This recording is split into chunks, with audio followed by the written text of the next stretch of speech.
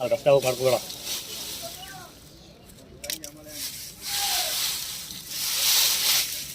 ಮದು ಇನ್ನೊಂದು ಮೂಟೆ ಕಲರು ಬೈಕು ಹಾಕೋ ನೀ ಕಟ್ ಮಾಡು ನೋಡೋ ಚೆನ್ನಾಗಿದೆ ಸರ್ ಇದು ಚೆನ್ನಾಗಲ್ಲ ಉಡಿ ಜಾಸ್ತಿ ಕಾಣ ಉಡಿ ರೈಟ್ಗೆ ಕೇಳು.